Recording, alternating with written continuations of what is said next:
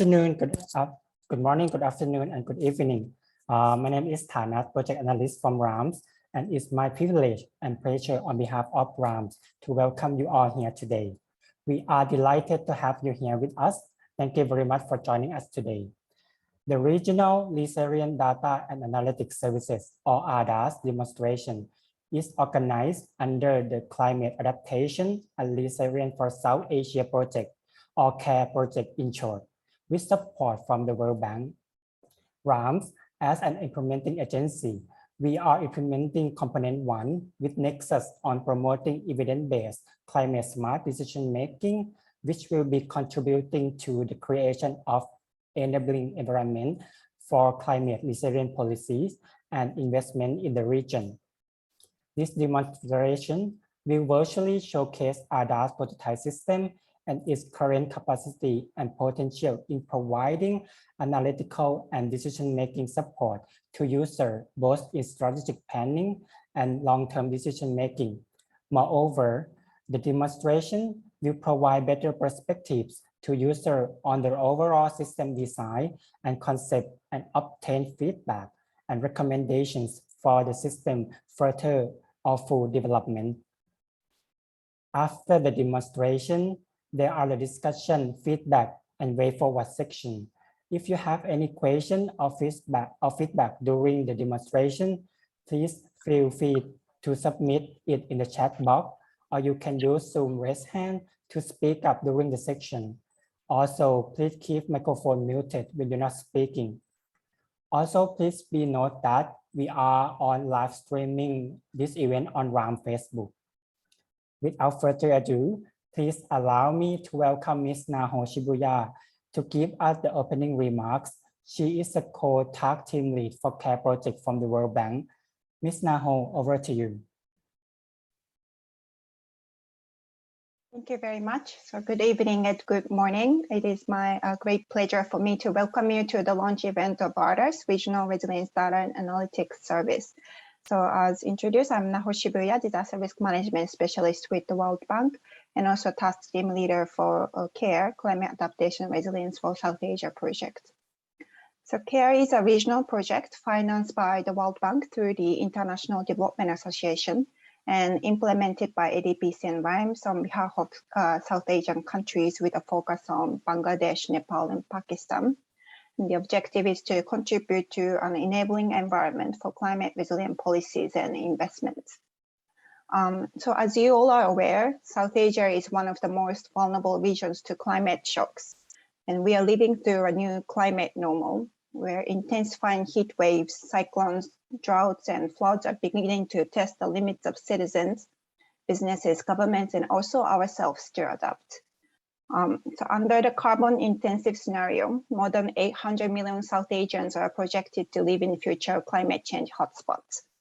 By 2030, economic losses from climate change in the region is projected to average about $160 million a year. And by 2050, the region could see over 40 million climate migrants, as the sea level rise is likely to make parts of highly populated coastal areas uninhabitable. And personally, I also witnessed the impact of climate change in Kerala, India, in 2018, where I met a group of women standing in despair, where their homes were washed away from extreme rains and landslides. So to address this challenge, the World Bank has recently updated the Climate Change Action Plan and also developed an implementation roadmap for South Asia region. This roadmap focuses on building systemic resilience, which requires adaptive governance and institutions. And this roadmap highlights that climate risks must be factored into all public decision-making processes, from strategy development to budgeting and investment decisions. Climate risks also need to be much more explicit in planning and policy processes, such as infrastructure design standards and land use planning and zoning regulations. Climate-informed decisions often involve uncertainties across longer timeframes, and scenario planning can identify investments that are robust across a range of future outcomes. But we cannot achieve these transitions in the absence of reliable climate risk information and data that are readily accessible to decision makers.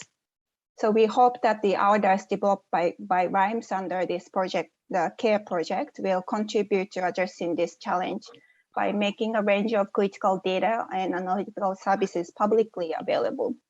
And we believe RDAS will contribute to building a strong foundations for climate risk informed decision making, and also assist the design of resilient recovery from this ongoing pandemic. So as a dynamic platform, RDAS are intended to respond to evolving data needs from various sectors, and it will generate, curate, and also host new climate and thematic data. So we are really looking forward to today's discussion, and we would like to also thank you for participating today, because your feedback is really critical to build such a demand-driven system. So we look forward to lively discussions today. Thank you. Over to you. Thank you so much, Ms. Nang Ho. Next, I would like to welcome Ms. Ruby Rose Policarpio, CARE Project Director of RAMS, to give us remarks and objective of RDAS prototype system demonstration. Ms. Ruby Rose, over to you. Thanks very much, Kunart. To everyone, Kunart is known as Mr. Tanut. To RIMES is known as Kunart, so feel free to call him as such during the meeting. I think I would like to start this jovially, because we really need, or we really want the event to be very informal, so that we can solicit as much as possible recommendations, feedback from our stakeholders today. Depending on your location on the globe, good morning, good afternoon, good evening, everyone. Colleagues from World Bank, Himang Nahu Harsh, and other members of the team, thanks very much for joining the RDAS demonstration, despite your many other work priorities, and of course, despite differences in time zones. Colleagues from ADPC, colleagues from partners from the UN Development Investment Research, academe, and non-government institutions in South Asia and across the globe. Colleagues and partners from the national governments in South Asia, particularly in Bangladesh, Nepal, and Pakistan, which is the focus of CARE, and also from the rest of South Asia, Afghanistan, Bhutan, India, Maldives, and Sri Lanka, RDAS being of regional scope in terms of the CARE project, and national governments in other regions. Thank you very much for gracing this event with your presence. There is always a bit of a challenge in setting regional online events, due among others to different time zones, and we appreciate everyone for sharing your time with us. The World Bank supported Climate Adaptation and Resilience, or CARE, for South Asia project is designed as a two-pronged approach at addressing gaps in climate informing plans and decisions across various sectors in South Asia. Component 1, implemented by RIMES, anchors on promotion of evidence-based climate smart decision making. This complements component 2, implemented by ADPC, which focuses on enabling climate smart policies and standards for development. In a nutshell, component 1 brings forward evidences from past and present climate and its known correlations with or influence on sectoral elements or parameters for capacitating institutions to put in place measures geared to withstand and or adapt to current and future climate. While climate change has been recognized globally and the importance of measures to adapt to the same has been unequivocal, the actual integration of climate information into plans and decisions remain a challenge in many parts of the world, including South Asia. A classic example, if I may cite one, is in the agriculture sector. In many areas around the globe, cropping patterns and cropping calendars remain as what were practiced several decades ago, perhaps 50 years ago or more, despite increased climate variability.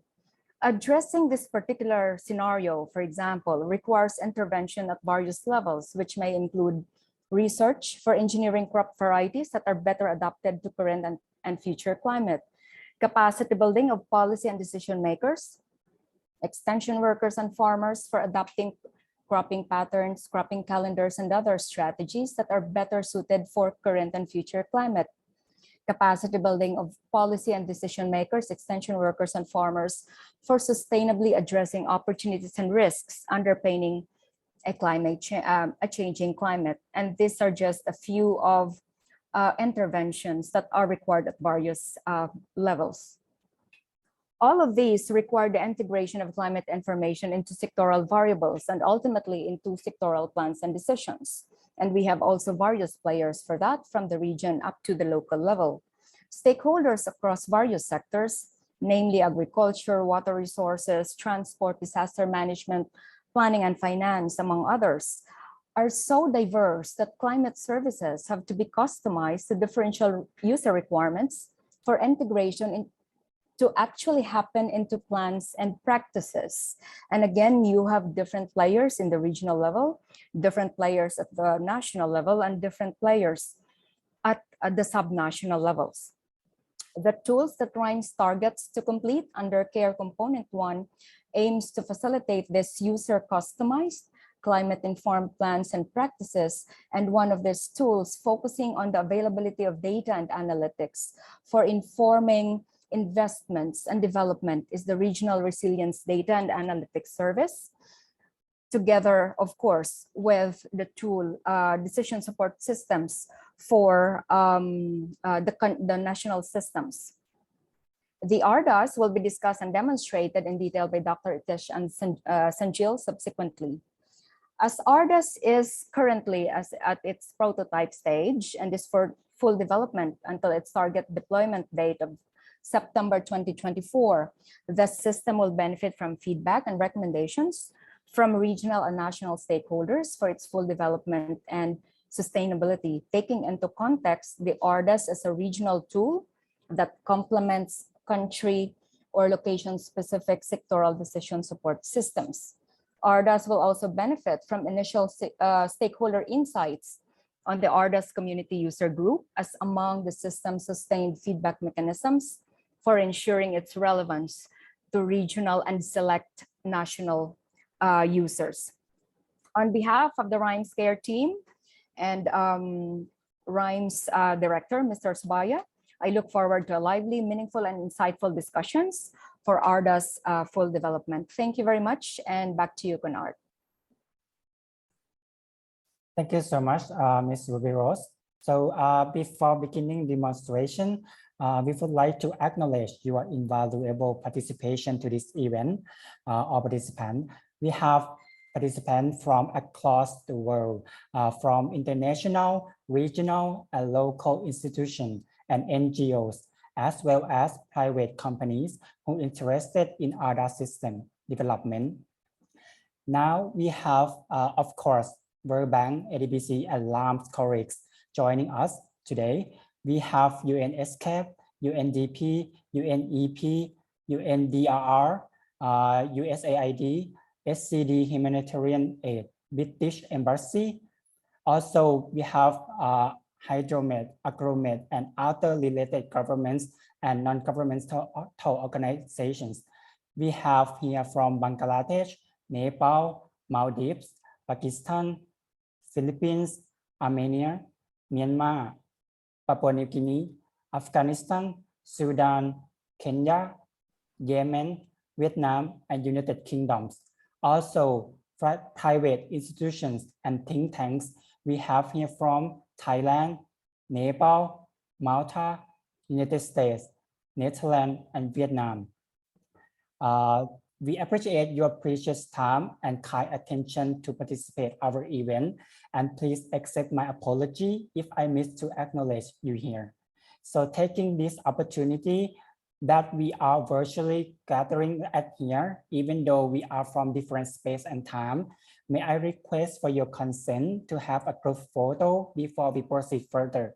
If you're comfortable, so please open your camera. So, we are, yeah. So,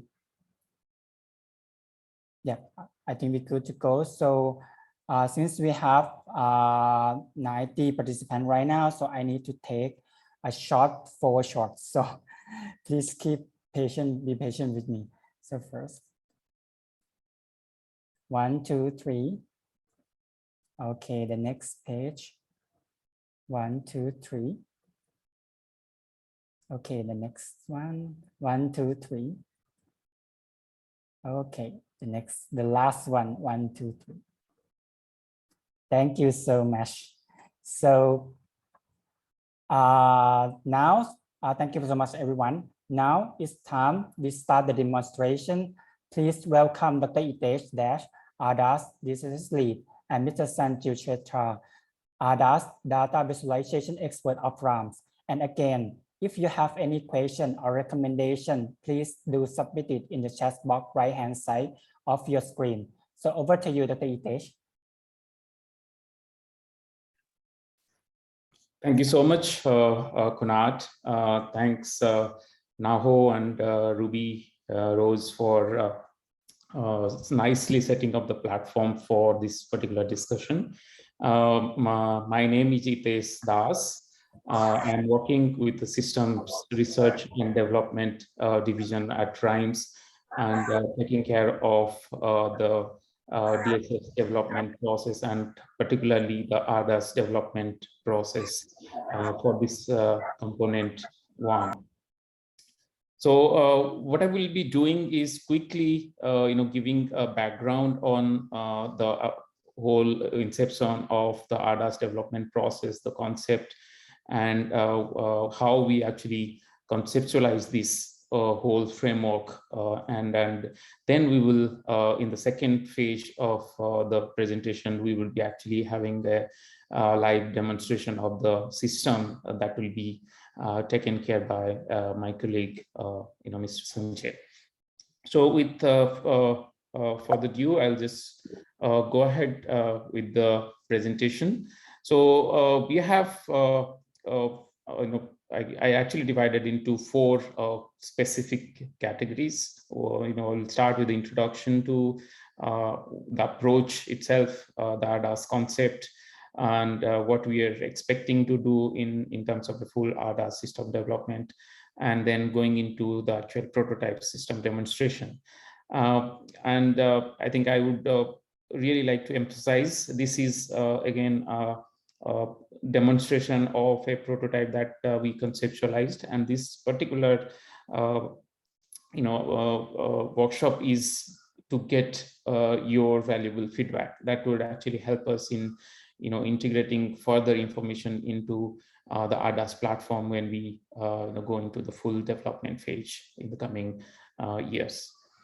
So RDAS, like both Naho and Ruby Rose indicated, is actually the first component of the implementation of the both regional data analytics and DSS system process for RIMES. So where the overall objective is to generate and provide better access to regional climate data and analytic services for supporting climate-informed decision making, both at a regional to national to subnational level. The component 1.2, which is development of decision support systems at more granular scale at these 3 different countries which we are piloting, naming Nepal, Bangladesh, and Pakistan. And then the third major component under this is actually developing the institutional capacities in terms of both utilizing these systems in an operational environment. So what I would request everyone to mute yourself, please. So, thanks. So what we are going to discuss in this particular session is the component 1.1, which is the regional data analytics services platform development. So the concept was designed and developed, exactly 1.5 years before, when we plan to bring climate data, sectoral data, the impact, and adaptation strategies and plans into a single platform. In that process, what we thought of was development of a cloud-based, artificial intelligence or machine learning enabled data and analytics platform that would both provide access to the regional and global relevant climate data sets, and as well as to the corresponding sectoral information under the same platform. So what we envision is this particular RDAS platform at a regional level will be bridging what we call the gap between the hydrometeorological agencies in terms of the scientific and climate dimension into more for policymakers, planners, and communities to be able to use more effectively. And this in other way would actually support in making informed decisions and using climate as a base for supporting these decisions. Of course, this is backed by all the scientific data sets. So it will also include a lot of these information that is coming in from a lot of scientific researches that is going on around the region. The platform would also support open and freely available data sources. Of course, that is one of the key feature of this system, where we will integrate all existing data sources. We understand there are a lot of data and services that are already available. So we will be integrating a lot of these data sets that is there in the region. And then the system, through its own computational algorithms, would provide both downscaled and tailor-made informations based on different climate scenarios for the decision-making process in the region, in the South Asian region and the countries in the region. And we also try to make it more dynamic, what we call agile development environment, where we keep responding to the evolving data needs that is coming in from the region. So as we proceed, the new or the advanced technology as well as the data would be integrated into the system over the years. Now, before we actually went into the design and the development of the prototype systems, we started with an comprehensive assessment of the existing tools. Like I said, the whole approach and the idea of RDAS system development is to build on already existing data and analytics platform. And that is where we have assessed a lot of these tools. Those are available in the region. And World Bank itself is actually a great source. I think one of the key tool is the Climate Change Knowledge Portal, which we have been also referring to see and use some of the data sets and services that is already available there. We have done an extensive analysis on different platforms that is available, like UNSCAP had a portal, UN OCHA has developed a portal. There are a lot of data processing tools that are available, especially at a global level, like KNMI, the Netherlands-based system, is actually one of the tools which provides access to the data and more in terms of analytical services. So we have done a comprehensive analysis on all of these existing data services and try to see what are the benefits that they provide and how we can utilize those when we actually go into a full regional data analytics services platform, and how we can use these existing data sets that is available in these platforms. We have also done an extensive analysis on seeing where the sectoral data lies. For example, like FAO is one of the greater source to get access to the agricultural data, and we have been referring to it also to see what are the data available at different levels. It could be at regional level, it could be at national and subnational level, and wherever this data is available, we will be using different services to integrate it under the RDAS platform. So in a way, this is RDAS is also working or behaving as a repository of different climate and parameters. So once we had this analysis or the assessment done, we went into do a kind of, again, a thorough review of what and how we need to place these data sets in a more comprehensive manner. What we call is actually a data catalog, which is the next section that we will be discussing a little more further. But here, as we are dealing a lot with different type of and variety of data sets that is coming in from very different channels, very different sources.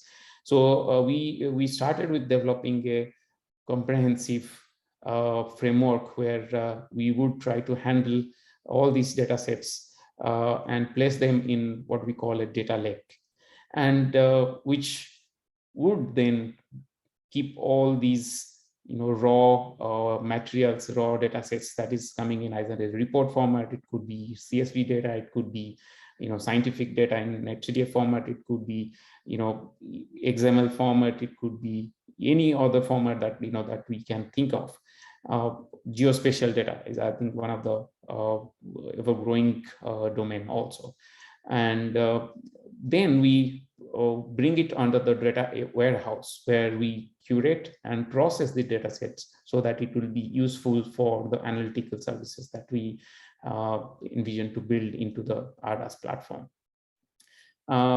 We again built a comprehensive data catalog where you can go in and search different type of data sets. It could be relating to a particular theme, it could be relating to only climate, it could be relating to sectors, it could be relating to a impact section, it could be also relating to adaptation plans. So you can actually go in and search the data catalog as you wish based on the the area of your interest. And the right side of this slide, you could see actually we are also thinking of because data is coming on from various sources, we critically think of addressing the governance, the access restrictions, and the security issues very critically. Of course, we would be following the standards that are being followed by each of these data service providers. So, and as it is relying on all open data framework, a lot of these data, in fact, will go with an open environment. We do not need to actually, have any restrictions to access those data sets. But those that comes with the restrictions would be governed by these data restrictions policies. So we very thoroughly developed a catalog, data catalog, especially relating to various sectors, various domains, and various type of data sets that we are actually building into the RDAS platform. And it can come from various regional and national level prospects as well. And what we have done is, integrated all these data into a kind of a matrix where, we define the type of data, we define the source of the data, we define the, quality of the data, and whether the data is already in the data warehouse or it is in the data lake. And then you would know whether this is already quality check data and whether this is directly that the raw data is coming in from a particular source. So all this metadata information also would be available within the RDAS platform. As and when we integrate more data into this platform, like I said, this is a flexible and elastic environment where we continue to integrate more data as they come in from different sources. If there are tools that are already being developed, ongoing development phase, if there is data available in the future, can also be integrated easily onto this platform. So then coming to the RDAS concept itself, like Ruby Rose mentioned in her remarks, actually what we were trying to do is bring these data. We are bringing a lot of data, but what to do with all these data sets? So we are bringing these data sets more close to the end users, who would actually be, it could be an international, regional, national level organization. It could be all of you present here. It could be researchers. It could be policymakers. It could be government institutions. And you can directly access all these data sets through the RDAS platform. And you would not only get access to the data sets, which could be raw data, which could be processed, curated data, and you could also access the analytics services relating to these data sets as well. So you can actually do analysis on your own also using the platform to see what sort of data brings, it could bring a different kind of pattern. Actually, I will be discussing particularly one example, which I'm happy that Ruby Rose again mentioned about the crop calendar and how we can actually make use of that. So I actually, as a coincidence, I actually bring that as one of the example to show in this particular demonstration as well. So you can also use the data to perform analytics using the platform itself. And in addition, on top of that, we're also bringing in a lot of this impact analysis. So how different climate scenarios actually have impacted different sectors. So of course, here our target is 3 core sectors: water sector, agriculture sector, and transport sector per se. And we would bring in a lot of these loads of data set, that is how in the past the climate information actually has impacted. And we are happy to note the recent release of the report on the adaptation and impact by IPCC, which would also boost this particular development, which also relies and emphasizes on the impact and on the adaptation plans and policies.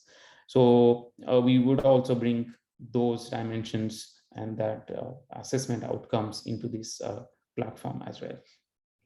And finally, as a decision maker or as a user, you could also see the data through your analytical process. You can actually ask a question to the system relating to adaptation, relating to impact, and then the data can actually guide you through the process.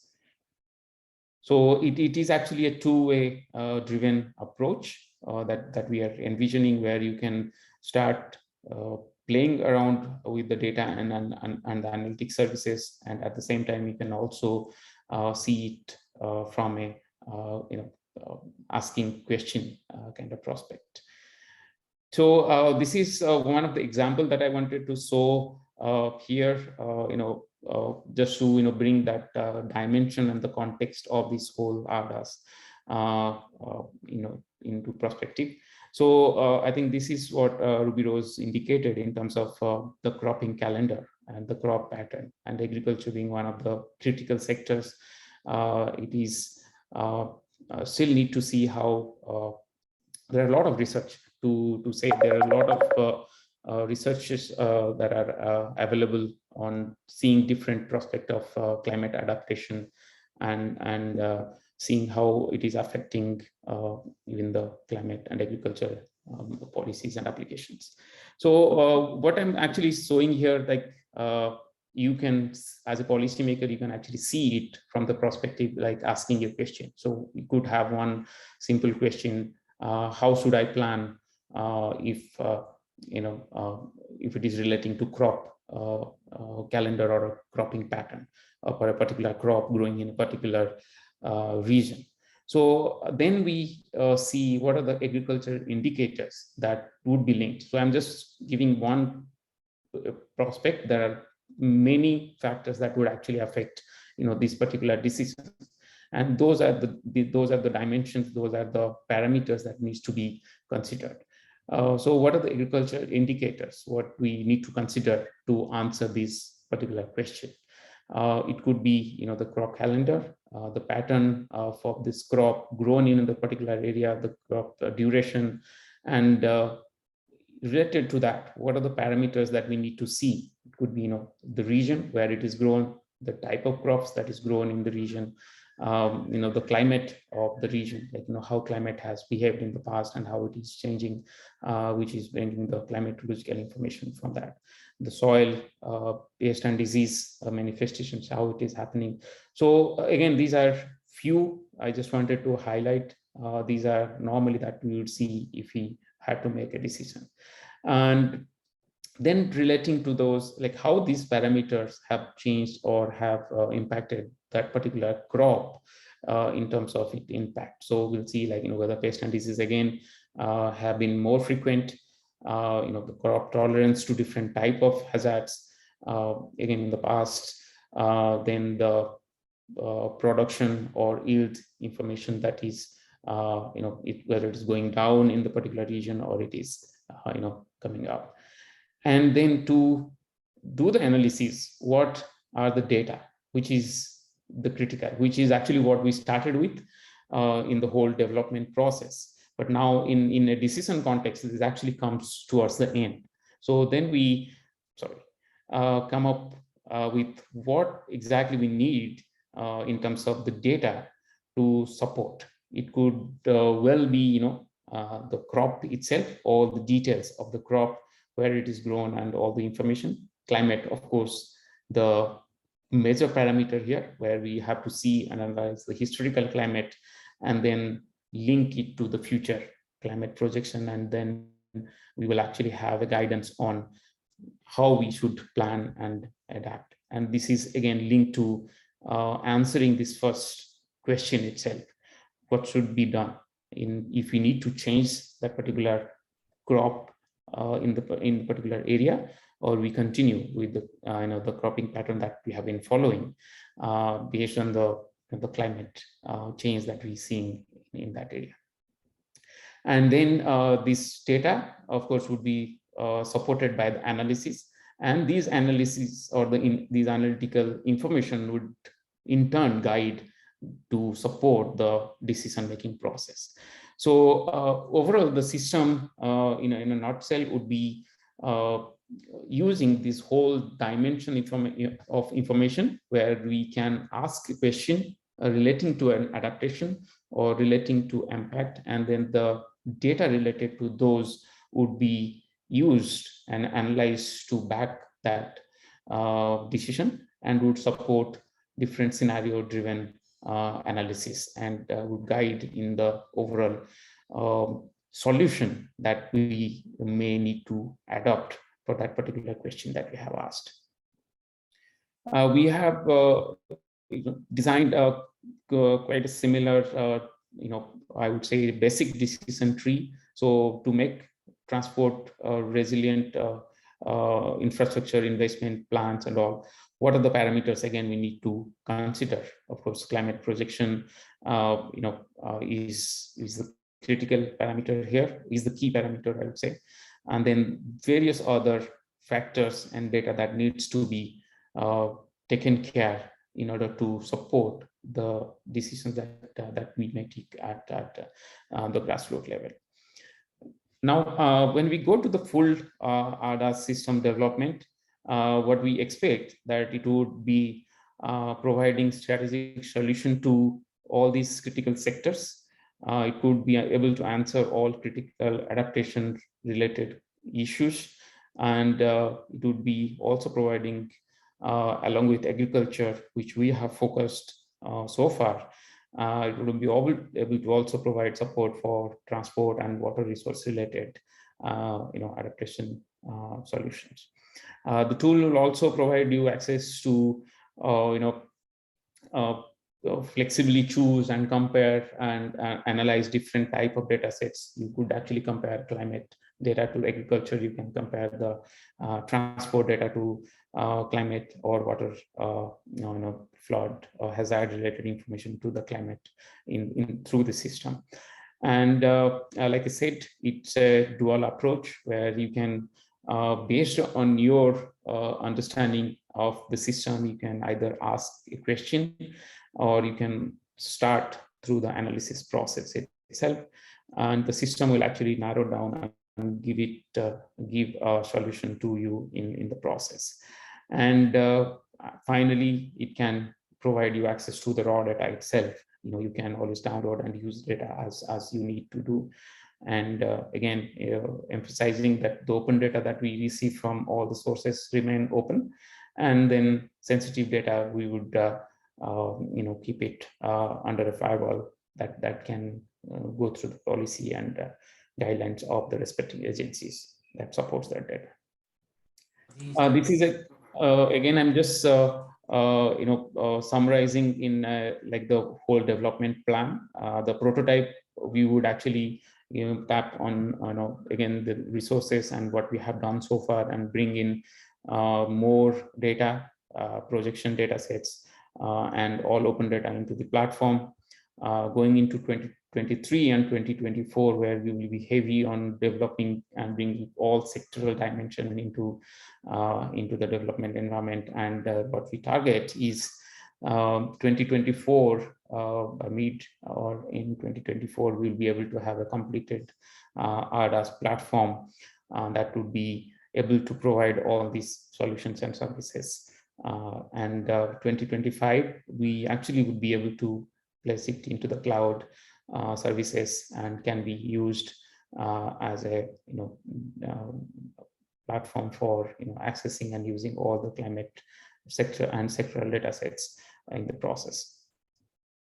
So that's all on the just on the background, and I will actually now hand it over to my colleague Mr. Sanjil to actually show you the system that we have put together so far, which is in line with what we have just just indicated in these slides. I hope this is clear, and look forward again. I'll again emphasize on your suggestions and feedback. Like I said, this is based on several rounds of discussion between the bank technical team and RIMES and some of the partner agencies, and we have been coming up with this sort of solution approach, which may or may not be the only solution.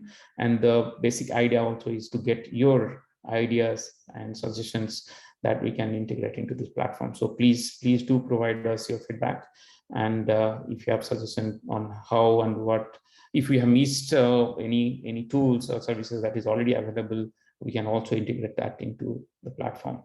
So thank you so much, and over to Sanjil for the demonstration. Thank you so much for your patience again.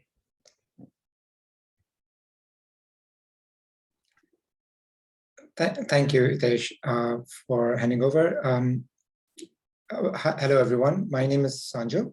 I am currently working on the development of this RDAS portal. And yeah, let me just jump right into the demonstration.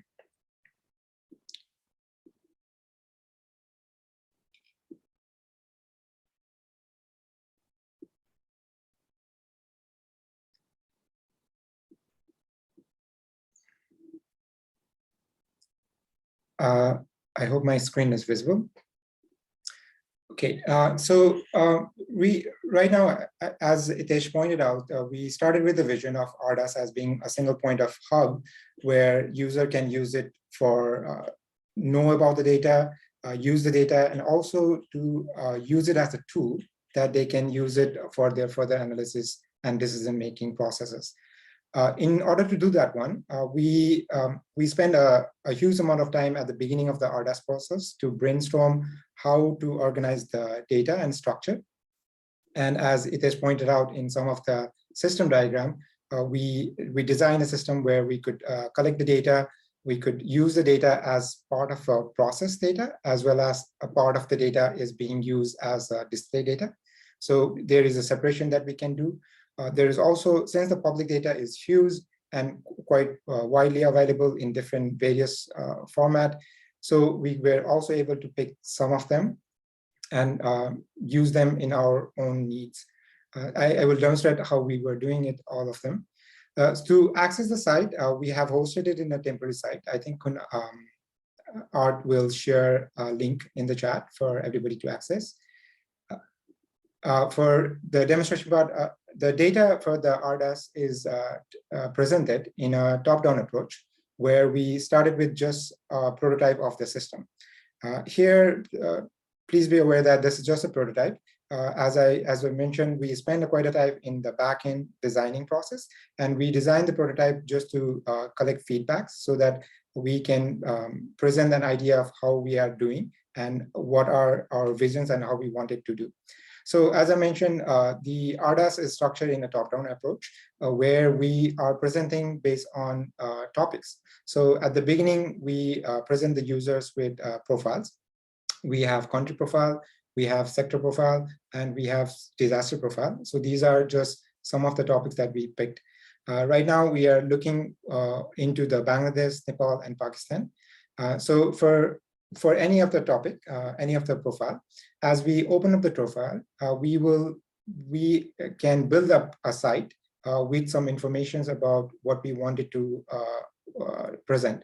So this is particular an example where we were just trying to present an idea between the annual cycle, the temperatures, the anomalies, and the area of the crop production.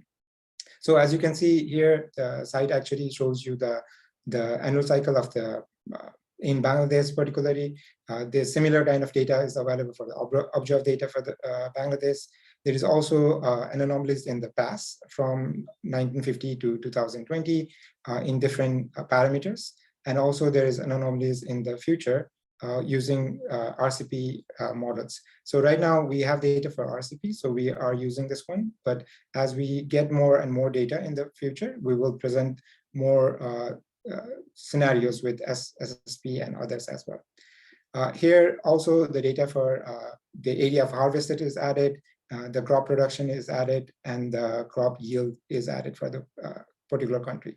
So as you can see, the site is kind of a build-up with pieces of informations that were scattered along the globe in many different sites, and we managed to curate them together into one place where we can present them as a continuous presentations. So these data, like the first three sections of the data are available from the World Bank API. The other data for the crops are available from the FAO API, and so on. And the same architecture is available for other countries. We have the similar kind of informations. And also we have the similar kind of information for the agriculture sector. For the sector, we tried a little bit differently. As Hitesh was pointing out, we could use agricultural information to know about crop calendars. So for example, in this case, the country information is added to the observed historical data. And so we can navigate between the three countries, compare the changes among them, as well as measure the crop calendar for each of these countries. So rainfall patterns are different for each country. So the crop calendar can also be adjusted for different countries to see which year will be, which month will be most suitable for seeding the crops. Similarly, we work with our expert to extract the information about the amount of waters that are needed for planting the crops in different stages. So those kind of informations are also extracted and added to the site. So the first page, as I mentioned, just shows you an overview of those kind of data. And we can go deeper into the data by going into the climate data directly. So in this particular scenario, the climate data, these climate data are extracted from RIMES repository. We have successfully processed all the data for RIMES for using all the stain models. And also this data is available for different South Asian countries, as well as the basins. All of these data are also converted into API, which we intend to use in the DSS system. So the DSS system will be using the data directly from RDAS, where the climate informations are extracted. So these informations, so far we have information from all the way back from 1800 to current dates, and also the projected data are also available for us to review. These data are then mixed up with a tool called ClimPack. We are using ClimPack tool to analyze the data for certain different ClimPack indexes. And all of these indexes, as we navigate, we are also able to identify them using the ClimPack tool. We then process this data with the ClimPack tool to find some correlations. For example, in this case, we are correlating this data using this model, and we find the mixture between temperature and the crop yield for maize for Bangladesh. So these kind of tools and analytics can also be performed on the side for the user to analyze the correlation between two different sector of information using ClimpPack tool. Once the data are then identified, our people started using as the data. We thought about to present the data as an impact about how climate impacts are going to affect all of these changes. So we started brainstorming a little bit about impact base, where we presented the data again in the forms of historical data that is available, what we know about climate, how the climate is historically presented, what are the anomalies available in different scenarios for different parameters and for different years. And similar kind of information, whatever we could get, we also extracted for the different countries, the crop productions from the FAO. And once these data are available in hand, then we could present some questions as well as some knowledge about those data and present some suggestions. So this is one particular example where the socio-economic impact on what is affecting the diet is just a sample question that we have extracted to present the idea that the climate scenarios is being affecting the food price, and the research is being done by courtesy or author, and then they have come up with some change in diets or change in adaptation techniques. So similar approaches we are going to take for other sectorial information as well, and we will be presenting them alongside with the other data. We also work with our experts on the sector data to analyze the relationship between the agricultural indicators like type of crop with the climate indicators. These climate indicators are the one that I demonstrated at this point, the indices that are extracted from the ClimpPack tool. And once we know how they are related, there is information that there is a knowledge that is that we can acquire that for every given kind of types of crop, we can then know how are the other different kinds of climate indicators is going to affect. So normally the climate and sectoral informations are really multifaceted, and there is a kind of a buffet of informations available. It is not possible for us, what we understood was it's not very possible to present the data in one single format, but rather than trying to attempt to solve that problem, we try to present the RDAS as a tool where user can use this tool to create their own variation of knowledges and own variation of concepts and build up their report by using the tools and data that we have curated inside the RDAS portal. So as you can see here, user can just select the number of agriculture indicator they are interested in. And for all these agriculture indicator, as per our experts, they have identified how they are related with each of these climate indicators. And these climate indicators and the data for each of these climate indicators is available in the climate data. As Hitesh was pointing out, there's also a vast amount of questions that is to be answered. Right now, we are working with our expert to understand how can we answer those questions. But these are some of the questions that our expert has collected so far to understand what could be the impact and how the change in climate is going to affect in the sectorial domain. These questions are then, what we intend to do is for each of these questions, we intend to identify the data. And for each of these identified data, we will just be presenting the source of the data, the sequence of how these data are collected, and then present into user in a form that they can readily use. We also spend some time, as Hitesh mentions, to drill down this wave of information where we could find more than one source of data where informations are available. As Hitesh mentioned, there are huge source and repository within the World Bank side as well. There are huge other source of information that are available out there. What we try to do was we try to identify them. We are trying to seek those data points and then just put it into a platform where we can readily use it. As you can see, a lot of these data are coming from the source directly. So these data can, as the main source of the data are changed, these data will also be changed, and we can refer to them as into the report that we are preparing. Some of these data are not just only the source; they come with an API. For example, the World Bank data comes with an API, so we can't just instead of just referring to the data, we can actually play around with the data to see combinations of more than one kind of data together. So these tools are then used as a custom unit, custom component, and we can use this custom component to create our interactive versions online with different parameters that we can use, whatever is available from that API. Sometimes the data is available in a tool. For example, this one is particularly created by SCAP, where they were comparing the flood with the number of populations in this 2-dimensional matrix, and then they can compare with the current scenario and the worst case scenario. So these tools can also be adapted and incorporated with the system that we have. And finally, as Hitesh mentions, we spend some time to curate the source of data. We have data experts who are collecting and creating data sources. And as Hitesh mentions, we are putting into our data cataloging system. From this data cataloging systems, we will be able to present the data directly without any intermediate translations. Right now, we are in the process of translating the data. So some of these data are available.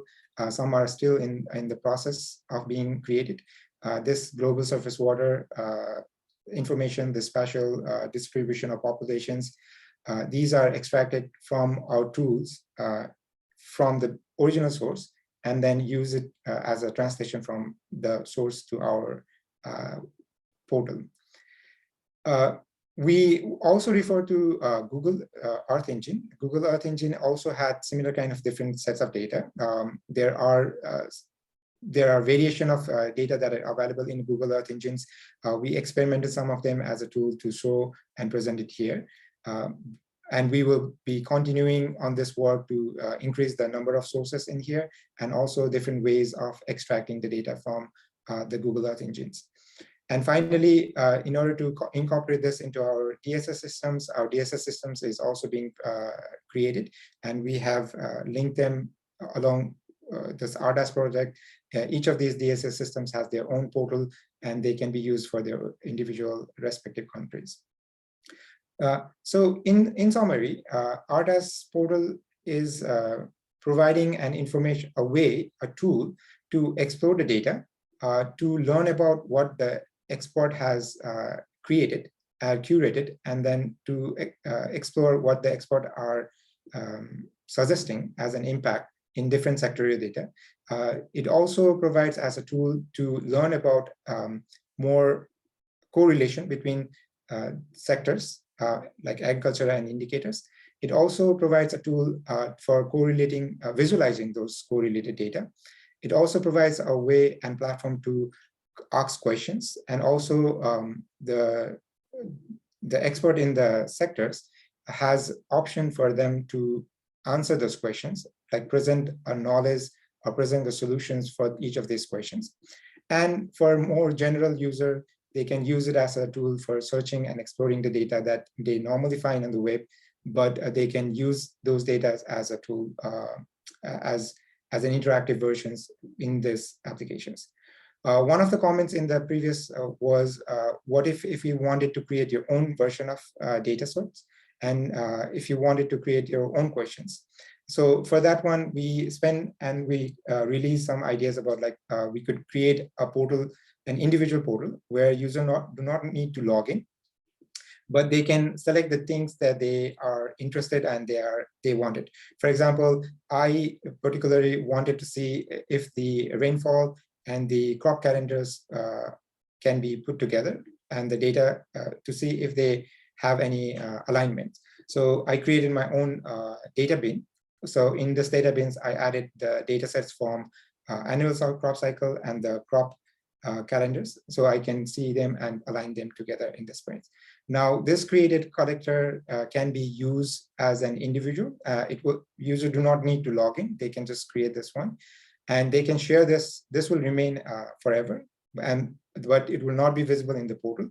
But they will be able to share this link with anybody else to share an idea about the data that are being put together. So these data, whatever data that you see in this portal anywhere, all of these data can be picked up and then put it into a bin, and then you can just present your own bin and make a report out of it. So that's an overall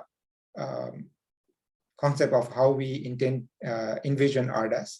As I mentioned, we are still in the prototype stage. We have a lot of data to process. We also have a lot of information to collect. We are working closely with our expert to extract informations and questions, and also answer those questions.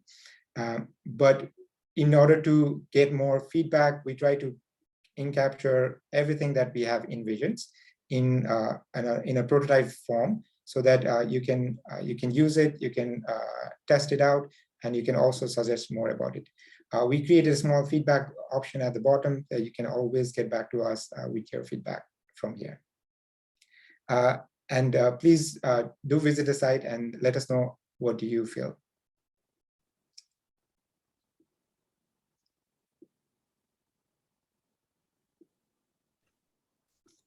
Thank you so much, Sanjil. I think for that elaborative demonstration of the site, I'll give it back to Conan Art to take the proceedings further. And of course, we'll be happy to listen to your comments, suggestions, feedbacks, and all. Thanks a lot. Thank you so much, Dr. Hitesh and Mr. Sanjil. So, yeah, thank you for illustrating RDAS' current capacity and potential in providing analytical and decision-making support to user both in strategic planning and long-term decision-making. Yep. So the following section here, it will be open floor to have discussion, obtain feedback and recommendation from potential user base of system and stakeholder for the system further development. If you have any question or recommendation, please feel free to raise hand with Zoom or drop in the question in the chat box. Appreciate if you could introduce yourself first. So now we are in the discussion, feedback and way forward section. I'm kindly invite Mr. Hemang and Mr. Nagaraja Rao Hashadif to have here the feedback from the bank side on our RDAS prototype system. Maybe Mr. Hashadif first. Sure. No, happy to help. Thanks a lot. And it's great to see that the system has come along a lot since the last time we saw this. I think as climate issues become more and more central to everything we do in not only South Asia, but the rest of the world, these kinds of systems get on a whole new meaning. And this is where I think we can start leveraging a lot of the data services and analytical services that are there globally. And it's great to see that you've started doing this, and we've been happy to be part of this effort as well. I just want to quickly touch on 3 points. One is in terms of the development part of this work. And the second is the interrelated use part of this work. And the third is a little bit of looking ahead at the sustainability angle. So I think on the first one, on the development, the idea behind RDAS was to make sure that this is an agile development. And so that's why it's great to see this effort where instead of waiting for 3 years and then suddenly going, tada, here's the system, it's better to do a quick version within the first few months, as you've done now, to get feedback from groups like this, so that then you can keep making it better and better and responsive to different group designs as you look at this. So in that context, just want to flag a couple of things. One is, you may want to make sure that you're doing, as you're currently mentioned as well, both in-house data that you are putting in your data lakes and helping to use, but also leveraging other people's data, not just as services as you've been doing now, but also as data services, but also analytical services. For example, at the bank and also in FAO and EarthMap and others, we've all leveraged Google Earth Engine's API, not just to visualize the data, but to do analytics, to say, for example, for this watershed or this subnational area, give me summary statistics and visualization of those. So those kind of things are pretty easy to develop, and it'll be really useful to use all of these free services that you have available for this purpose, because I think that'll bring on a whole new range of open data and transparency, which we haven't seen much in the region. As I keep saying, back when I was doing my undergrad in place called IIT Madras, we had all our water resources classes done with data from the Colorado River, because all the India data was not public. So now it's still the case that it's very hard to find one river gauge anywhere in South Asia that's providing data in a consistent machine-readable format in real time, right? And that's something which we all need to work towards, making more and more data public. But today, with a lot of these tools, you can at least get a plan B to get a feel for the different climate and hydrology and land use and other types of data services that are out there. So it'll be great to see if you can leverage this. But also in that context, I see that there's this deep dives, as the project has, in Nepal, Pakistan, and Bangladesh, right? But the RDAS is supposed to be a regional asset. So it's supposed to cover all of the South Asia region, right? So please make sure that that's happening. I think it's happening in the data, but you may also want to make sure that it's being reflected in terms of the outreach and the types of products that are being developed, to make sure that it covers all of South Asia, because a lot of the basins are interrelated and you need to get an overall perspective of these as well. The second is quickly on the use. A lot of these systems, we have this tendency to say, build it and they will come and use it. So if we can try and slowly see how we can push that a little further along, so it doesn't feel like you're throwing it on the other side of the wall and hope someone catches it, but to make a concerted effort to make sure that this feeds into some data value chain, where you're going from data to information to knowledge to decision support of some kind. So that is where I think you have a unique opportunity in Nepal, Bangladesh, and Pakistan to make sure that it can fit within the other work that you're doing on the national level DSSs, but also in the other countries, try to find ways in which you can help people to internalize this, both to get visualizations of particular areas. For example, you could make as part of your customized work, customizable work, to say pick a river basin, which could be transboundary, for example, and do a profile of all of these key climate type things, looking back at past climate, current, future climate change scenarios, other aspects of land use, other things that are changing, and make automated reports that come in with interactive systems, so that it's not just some dumb PDF, but an interactive e-report of sorts that people can leverage. So those kind of things would make it really powerful in terms of people being able to use the same system in different ways. And also to make sure that maybe in future versions of these kinds of webinars, it'll be great to have this on a regular basis, not only for you to broadcast in terms of what new things have been added, but also listen to others, how they are starting to use this, or maybe even starting to contribute to this by saying, okay, we've made this data public now, can you internalize it and put it as part of the system? So those kind of things would be really useful to try and do. And the last point is on the looking ahead at the sustainability and the new developments. There's a whole range of new types of data sets that are coming out every day, pretty much, right? So it'll have to be something that keeps adapting to the availability of new data as and when it comes up. And I think given the concern on climate, there'll be, especially on the climate side, a lot of new types of data sets that will be coming along, relating to forecasting, relating to hindcasting, or looking at historical data, or how to leverage climate change scenarios with the CMIP6 stuff, which we've started doing in the climate change knowledge portal already at the bank. So to try and see how to start making it easier to understand, because otherwise there'll be a lot of data deluge and you need to start to see how to drink from it, right? So to try and make it a little easier, especially in terms of visualization, the more you can do in terms of animations to help summarize information, so that you, and also going away from traditional tables and other things and all that to these new systems. It's great to see the work that you're doing in this context, but make it more customizable so people can look at it in a more subnational or other areas they're looking at. But also on the sustainability side, try to see if you can reduce the amount of work you need to do in-house, because then you'll have to keep looking for funding to try and keep it alive if you do massive data lakes and everything, because there's no need to recreate what you can already do for free in Google Earth Engine and so on. So leverage free stuff as much as possible, and then do the bits where it's not in the public domain. And even that, see if you can't make the free ones already a bit stronger by using their systems, but also use your system selectively to try and do only the additional things that are required as part of these systems. That way you'll keep your costs down. And also slowly go from, to develop on two parts. One is the data analytics and visualization, which will be an effort in itself, which is the main focus now.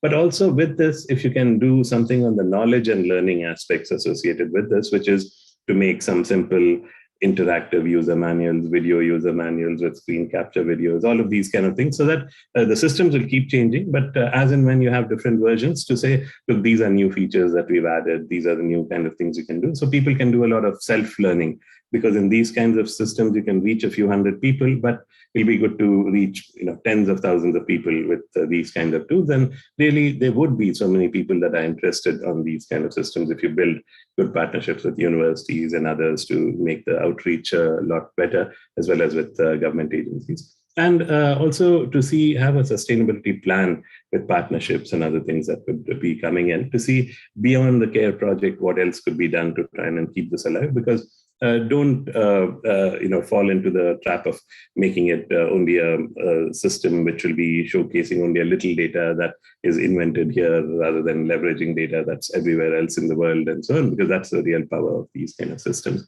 So, but I think it's an excellent effort, and I think this is the beginning of something that would be a game changer as far as data and analytics related to climate in South Asia is concerned. So congratulations on the work. And Hemant, over to you.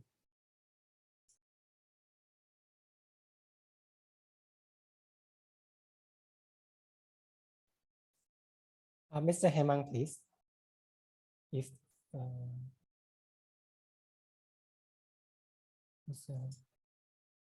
he may have stepped away. So he's still muted. So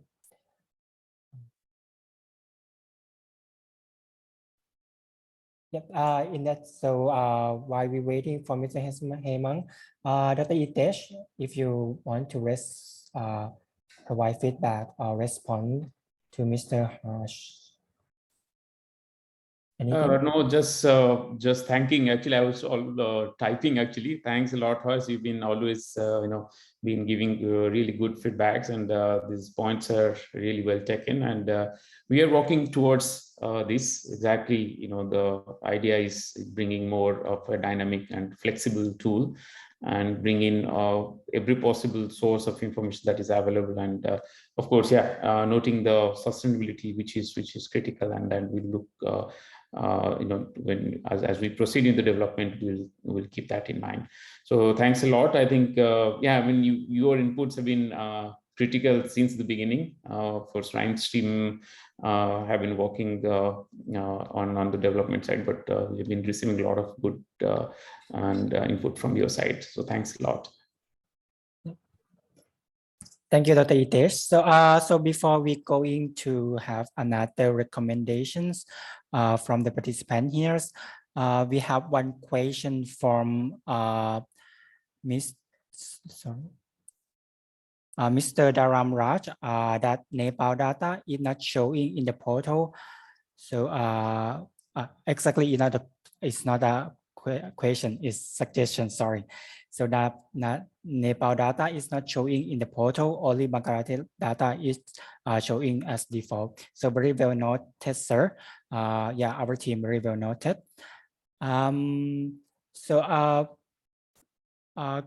Kuna, for your over to you. Yeah, thanks very much, Kunart, and thanks very much, Harsh, for that I think very comprehensive comments from the development of the system until the utilization of the system and its products. And we are very much appreciating that. And I think I would like to provide comments on the data value chain that you have emphasized, that the capacity of RDAS has to be harnessed or maximized through its integration, the maximization of its utilization, not only in Bangladesh, Nepal, and Pakistan, but to other countries in South Asia as well, noting that RDAS is a regional scope. And in fact, that is already, of course, part of RIME's strategy. So whatever work, relevant work undertaken in Afghanistan, Bhutan, India, Maldives, and Sri Lanka, definitely it will be linked to RDAS, because again, that's the best way to maximize the utilization of the system and its products, and of course, cost effective also. And again, it's KR being able to provide value addition to other work that we are undertaking in the region.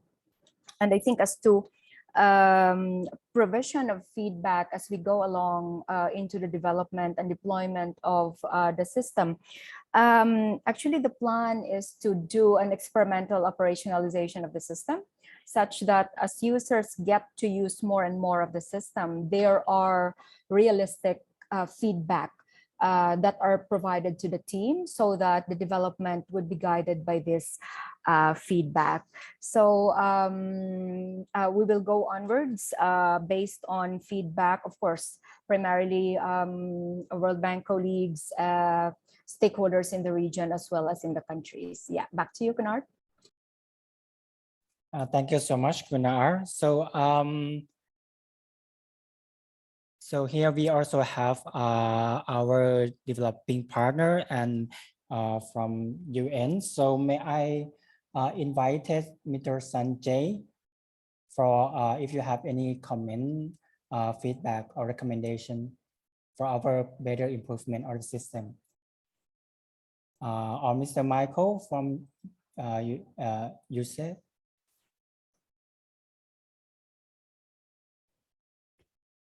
Okay, this is Michael Ernst from USAID, and I just have one. I mean, I think it's a wonderful effort that you're putting together and extremely useful for the region. So it's very exciting that this is being put together with such a broad range of information in one place. So I want to congratulate you on that from the start.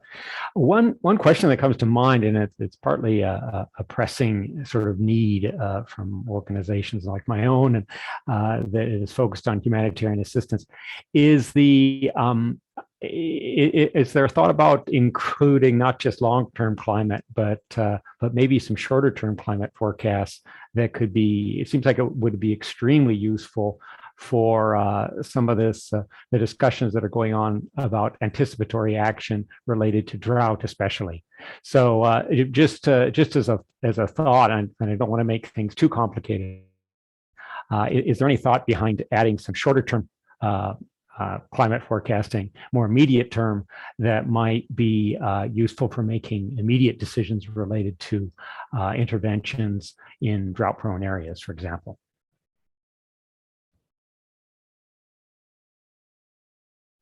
Thank you so much, Mr. Michael, and noted of your recommendation. May I invite Dr. Sanjay to have the floor here.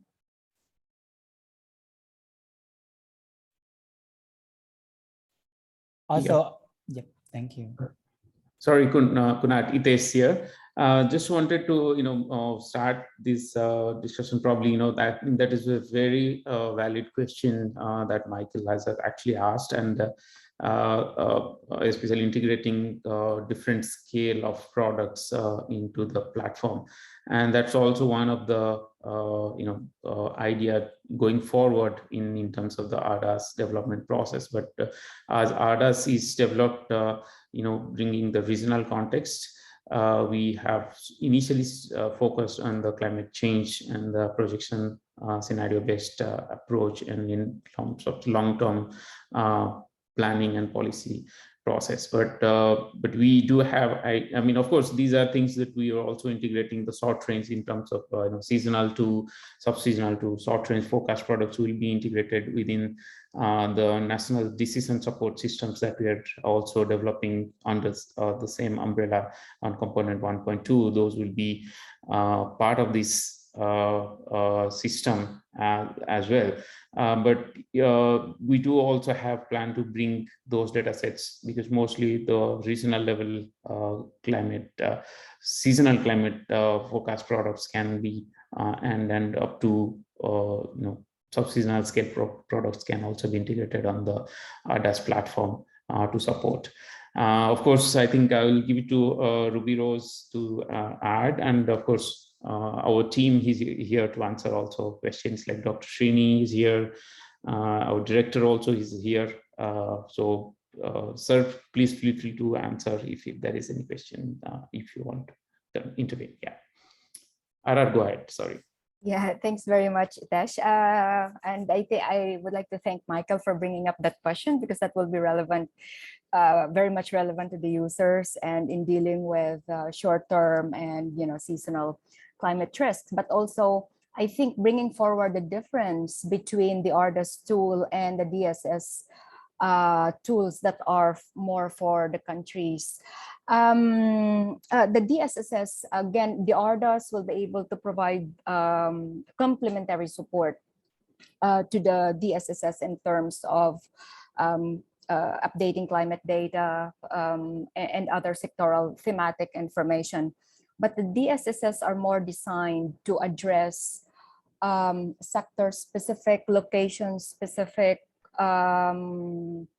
information requirements, particularly in the context possibly of 1 day, 2 days, 3 days, 5 days, 10 days information, monthly seasonal information, which will feed into different actors in the countries, including government sectors, NGOs, development institutions working in the countries. And the products for DSSS are likely because the products are based on the assessments that are still being conducted or finalized in the countries. These are user needs assessments, which will drive the direction of the development of the DSSS in various sectors: agriculture, water, transport, disaster management, finance, planning, to address specifically the requirements of the users. And again, these requirements, we understand this will evolve as new challenges are encountered, as new experiences are in the field, as new data are incorporated, etc. So there is this complementary system, and RDAS is more towards the long-term information that could be possibly guide better long-term adaptation strategies, including research, including in policies, strategic plans, development plans, etc. But nonetheless, as requirements are articulated by different stakeholders, RDAS, as again, this is in its prototype stage, and depending on the demand from users, then the development can evolve towards that addressing those particular demands. So these are basically, again, CARE is covering these two systems, both RDAS and the decision support systems, which are still in the development until 2024 and deployment and from 2024 to 2025. So we really value the suggestions, comments, feedback from stakeholders to provide really relevant direction to these tools. So over to Dr. Srini or Mr. Subaya, if there are comments or suggestions or answers to questions earlier posted.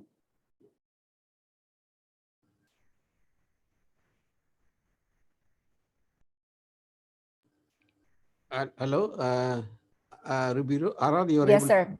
Yes, sir, I'm hearing you. Well, thank you very much. Basically, the system will address all time scale, information for all time scale, depending on the needs of the users. For example, the regional humanitarian users need, say, for the regional, because they are all working in 3-4 countries or in the region. So we will make a user need assessment of all the users, regional users like USAID and EU and also the STC, those kind of regional users for their own decisions.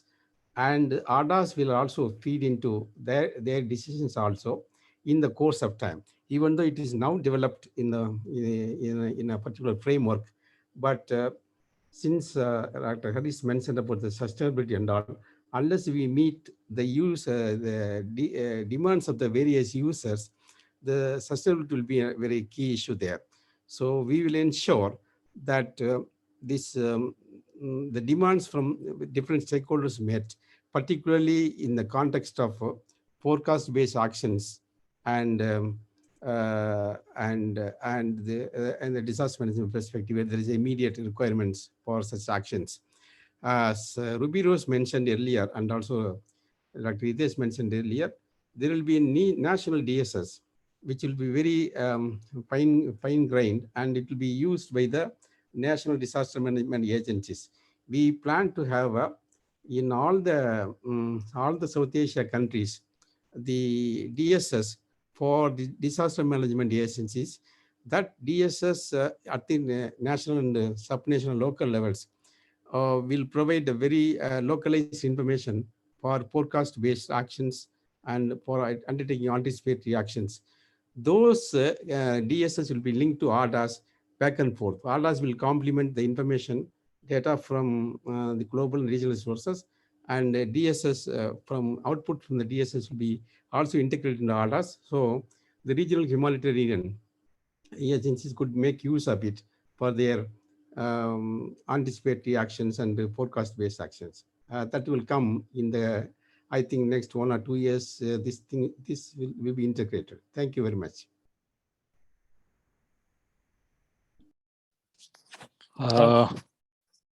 Sorry. Please, Dr. Sin.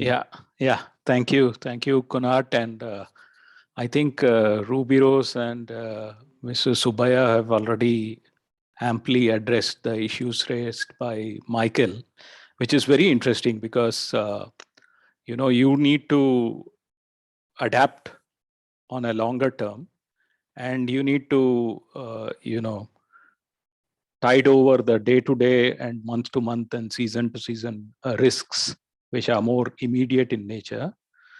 So really, the the decision support systems would be designed based on what is required or prescribed for a long-term adaptation strategy. For example, if you have a certain crop growing in a place, and I think Sanjil also explained and Hitesh also explained some of the capabilities of different questions being answered by the system. So let's say we need to shift to a different cropping strategy. So that kind of a broader guidance on a longer term will be provided by RDAS, and the decision support systems would take care of situations which will arise on a day-to-day basis or a month-to-month basis, where we need to make decisions in the current context.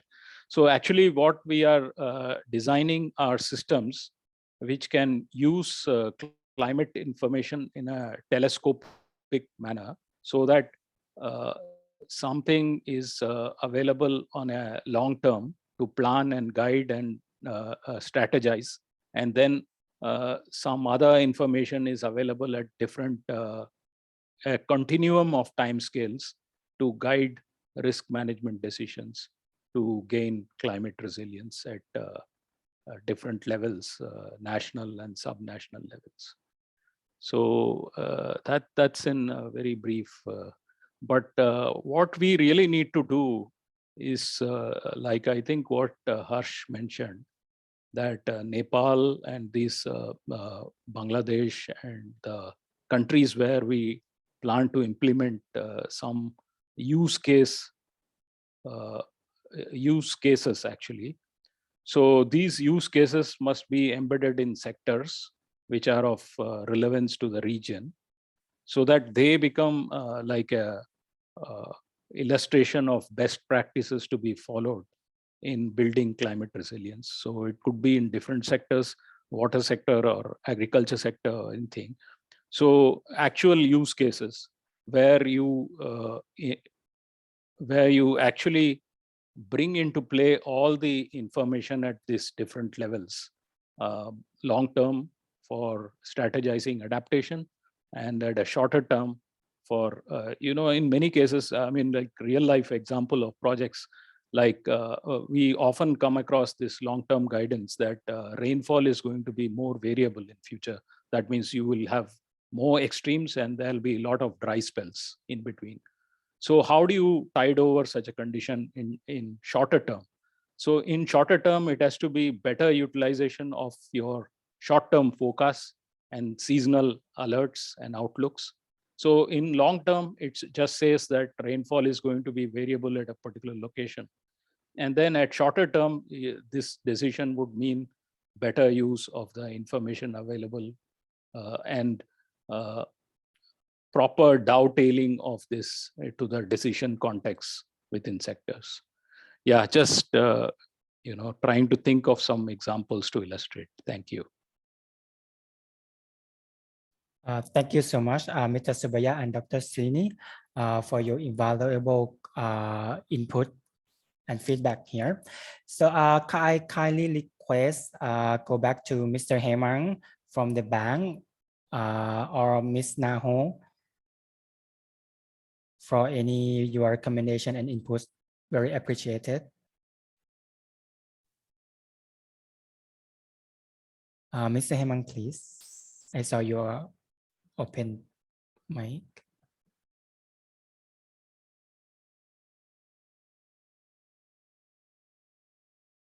Hello, Mr. Hemang. Oh, sorry. As usual, it was on mute. So thank you so much. Thank you so much, Tesh and team, for today's demonstration as well as the kind of launch. We really look forward to not only using the existing modules, but also work on how many other systems that our different projects are developing or are some of the counterparts are working on, and try to bring into this larger platform, which is going to be far more useful. So I'll stop here. Thank you so much. Thank you so much, Mr. Hemang. Ms. Naho, any feedback from your perspective? Thank you, but nothing really from my side. I'd really like to thank the RIMES team led by Itesh and Ruby for your hard work and also the excellent platform, the prototype that has been developed, and we look forward to continue improving it and also establish a user community group so that we can also continuously receive feedback to improve it. Thank you. Thank you, Ms. Naho. So are there any feedback, recommendation from the participant here before we go into Q&A sections? Please feel free to speak up to this open floor.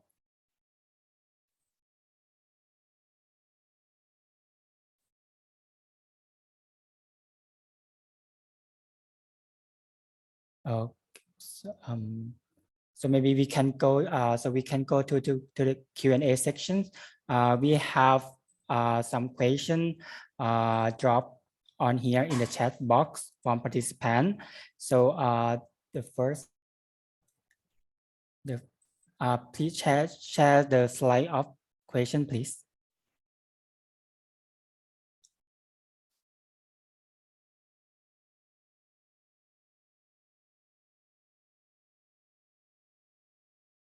Yep. Thank you. So the first question, data evolves as a new research are undertaken. How would RDAS integrate new data, both climate and thematics? So Dr. Hitesh or Mr. Sanju, please.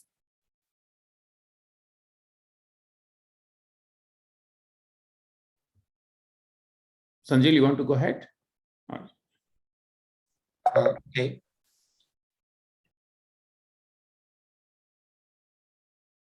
Okay, I can try to answer some of them. So the data evolve as a new researchers. What RDAS, as we pointed out at the beginning, the RDAS is a platform where we intend to incorporate the data that is available as public within the public domain. So all of these data, whether they are climate or they are thematic area, all of these are collected into a pipeline of processes where the data are first integrated into one of our pipelines, and we extract the data from those pipelines into some usable components. Sometimes we can just collect the metadata and we can simply use this as an API. We can use this as a tool that we can, meaning that we have control over the data and we can do further analysis on the data, from the data. And sometimes the data are not very consumable. So they have to go through some process of breaking down into components, breaking down into structure, as well as sometimes we separate the metadata with the original data in order to gain more access on the data formats. Once those pipelines are completed, we use those data in the front end as a tool to visualize something. So in the prototype that we created, actually the prototype is just some of those data that we use from those processes directly. We still yet to design or use those data in more meaningful way, where we need more feedback from the user community to point us or guide us to a point that what will be more useful to them in terms to see how the two how thematic or non-thematic climate data can be integrated, or how they wanted to see the data to be integrated. As I pointed out, when we started working on this, we understood that the comparisons is not always very simple. We cannot just use two variables and control over data sets, but sometimes the data sets has much more deeper meaning and deeper metadata. So as a researcher or as a user, if you could come back to us with some ideas or knowledges or questions about what you intend to seek inside of this domain, then we can work with our experts on the sectoral area to come up with some tools that will match those expectations. As to meet that expectations, we now have some data sets from different sectors as well as climate. Now we need some questions from the user community, and then we can start building up. So I think that's the evolution of how data is created inside the RDAS. And we hope this evolved form of data can be used directly in the RDAS, as well as people can download the process version and then do the further testing. What are the initial approach?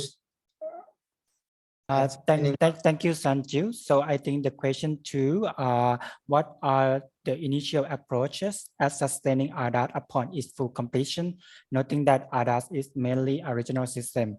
This question might be suitable for Mr. Subaya. So I kindly request Mr. Subaya to answer, please, sir. Thank you very much, Art. This is a very, very interesting question. And also, question both 2 and 3 is linked. I will first answer the third question. I will come to the second question later. How does RDAS differ from the national sectoral DSS? Actually, sectoral DSS are developed based on the demands of sectoral users. Like, for example, if it's a transport sector, what kind of information need they have, and how the sectoral DSS can provide that information to them and to the users there. And also, a disaster management or agriculture sectoral users. Sectoral DSS, some of the information for sectoral DSS, for example, climate data and others are also from the RDAS. So there will be a feedback from DSS to RDAS, RDAS complementing this data needs of the DSS. So this, even though it is a distinct systems, national DS, sectoral DSS and RDAS is a distinct system, but they are interconnected, totally interconnected in a seamless way. So I think that answers that third question. If there's any other question on this, please, the questioner can ask us.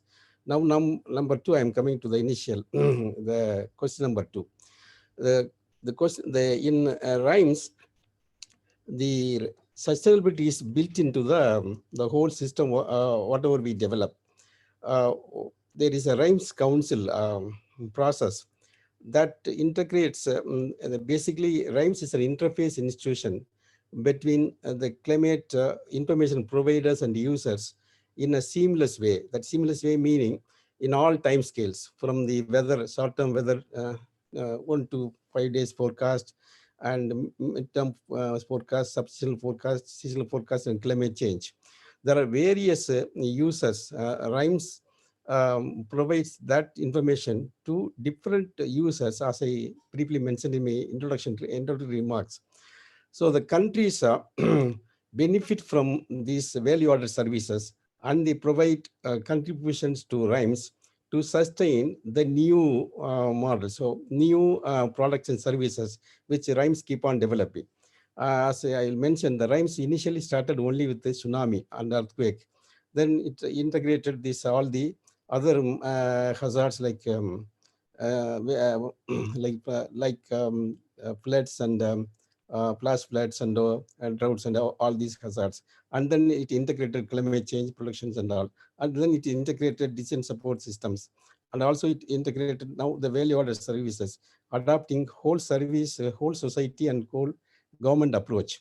Because of that particular process, the countries contribute to maintain these systems and also providing improvements after the project is over. That is, when the system is established with, say, here in the Care Bank project, Care Wellbank's support, the system needs a continuous refinement and improvement based on the emerging demands, and emerging, and also the change of technologies that will be automatically factored in, and that will be taken into account. So this is how the sustaining the whole system will be done. That is, this is conceived even at the project formulation stage in the negotiation of the World Bank. Thank you very much. Thank you so much, Mr. Subaya. Next slide, please. So question number 4, supposing there are new data and analytics demand from regional national stakeholders during the system development and after deployment, would RAMs be able to accommodate such demand? If so, how? Dr. Hitesh, over to you for this question.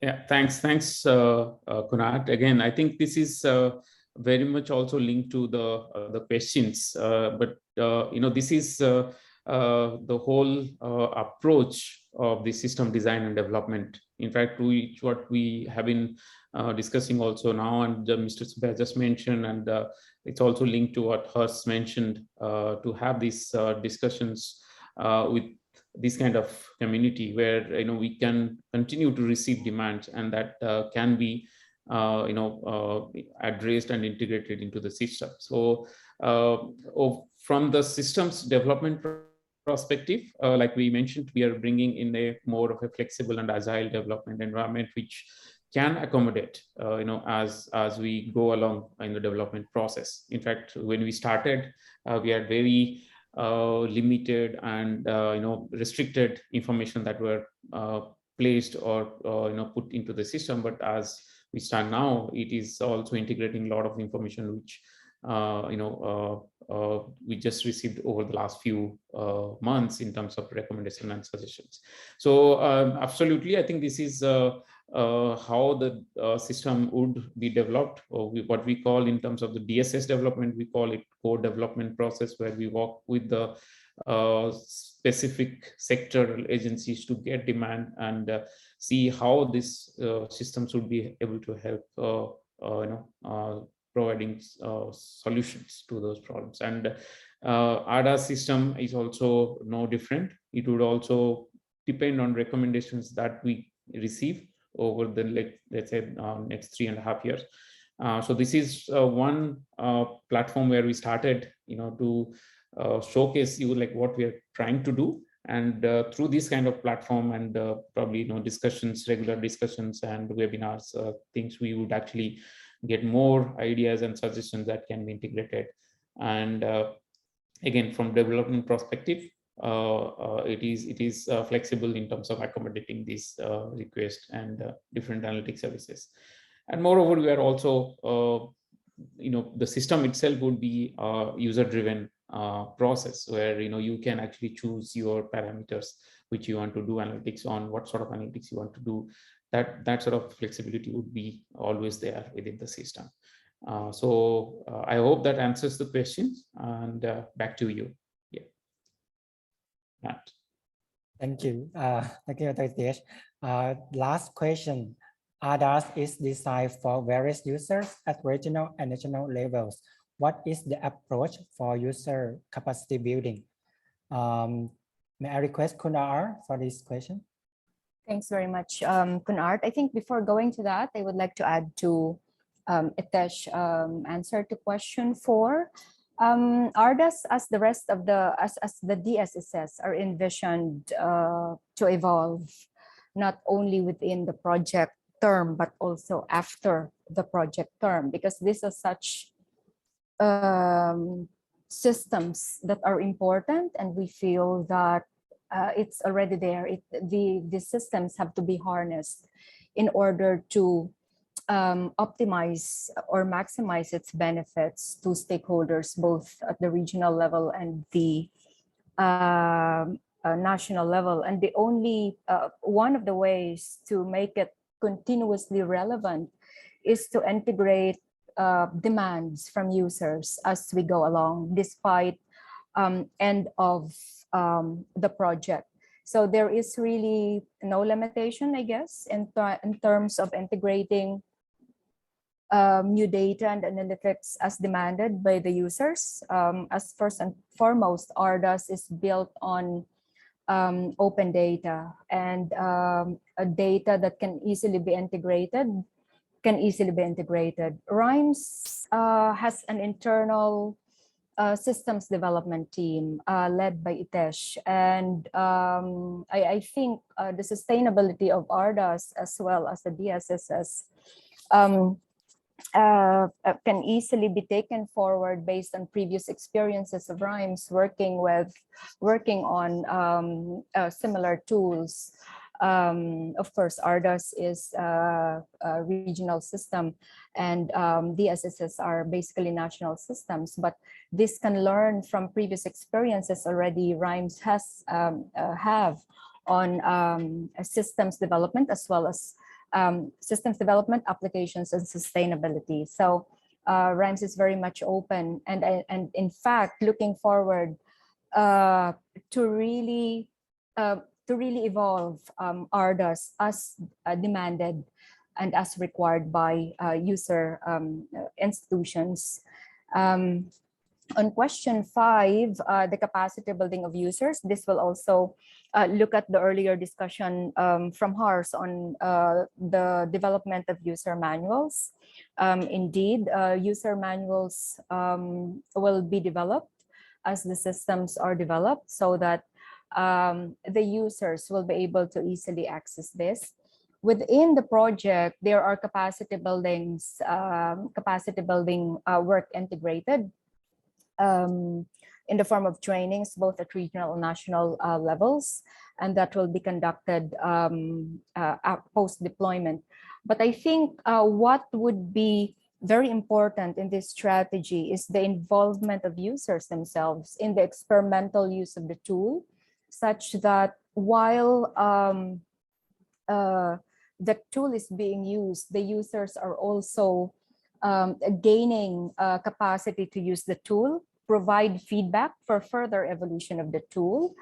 And that also, again, provides inputs to the users on how further and how better to use the tools. So that is this capacity building strategies are very much integrated into this. And the involvement of the users also, both the users of the system themselves and the users of the products of the systems are very much planned during the experimental operation of the tools. So such that, again, there is familiarity in using the system and the products and the application of the information itself. So I hope that answers the question. Back to you, Kunar. Thank you so much, Kunar. Are there any? Yeah, just one point on the question number 5. Actually, we have a participatory process of users also contribute to the development of RDAS and DSS systems, like this meeting and all. So there is no, a product is developed and then it is given to users. It is not like that. It's a co-development of the products and services with the users. So this a community learning takes place during the course of development itself. So whenever there is a need for a separate training or that type of process, that could be done. Thank you very much.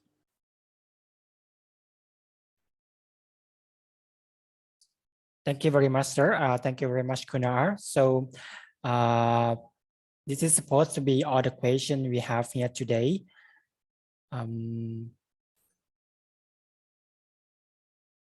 Okay, so now I think it's time now that we go to the last section for this demonstration. Sorry. So finally, we come to the last section. Please allow me to invite Mr. Nataraja Rao Harshadip, lead environmental specialist from the World Bank again, to give us the closing remarks. Mr. Harsh, please. Hey, thank you very much. No, I think this has been an excellent session, and it's really heartening to see all the development that's happened under the RDAS. And one of the suggestions as we go ahead is that maybe for the next version of the session, because as Dr. Subaya said, this is going to be a co-development that would be happening in the next few months. So it'll be great if we can have a way of making sure that we can connect to all the stakeholders even before these sessions, and even have them doing some of these remarks at different points in the session. So for example, if we can hear from either government agencies or universities and so on, who would be really interested in these kinds of data and analytics as to not just their needs, but to think of it in a very Kennedy-esque way, in the sense of what can you do for this kind of RDAS, and what can you get from this kind of an RDAS, right? So both of those are important. And so if you can make sure that those kinds of voices are also in the next version of this type of session, so that then you'll get a little bit also, I think, more buy-in, more people biting into this. This is excellent at the first session because it's very much under development. But as you do the finalization over the coming months, it would be great to see how to better engage a lot of the stakeholders that we have in the South Asia region. And also, when I say finalization, it's not quite right, because it's like what my old PhD advisor would say, which is all research is never completed, just abandoned. So it's a matter of making sure that we recognize that this is a long-term effort, which will always keep evolving. And I think this is where a lot of the agencies that CARE is working with, based in Bangkok, both RIMES and ADPC, are in a really good position to take a lot of the data and the knowledge and different resources that are there and make it something that other people can use for their work.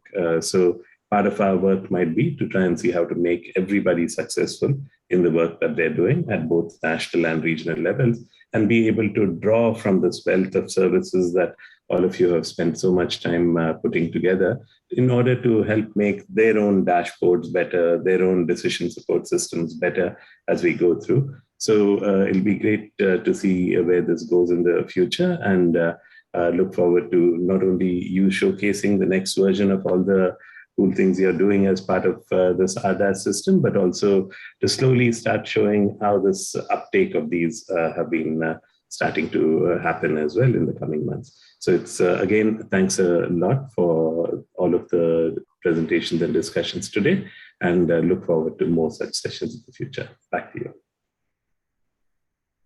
Thank you so much, Mr. Harshadif. If I may go back, sorry that I overlooked to this comment from Dr. Raman to thank you, Dr. Sanjeev. Your presentation has given me a broad sense of RDAS. Hope this regional portal will be helpful to develop the DSS. Please consider the interaction of data for taking decision of planning and investment strategy for water development to save agriculture as well as infrastructure. Thank you very much, Dr. Raman, for your comment here, and well noted. Before we leave, on behalf of RAMS and Care for South Asia project, I would like to thank you once again for joining us this time. Our team will keep updating news and upcoming events, including the following event on our project website and social media. The link for RDAS prototype system is dropped in the chat box already if you're browsing for your reference. This demonstration recording and material will be sent to your email in a few days. And we hope to see you all again in the next event. Thank you, stay safe, and have a wonderful day ahead. Thank you so much, everyone.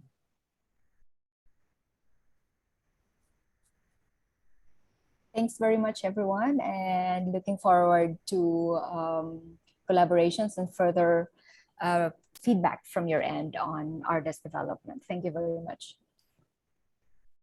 Goodbye. Thank you. Thank you very much for inviting me. Thank you. Thank you all. Thank you. Thank you, everyone.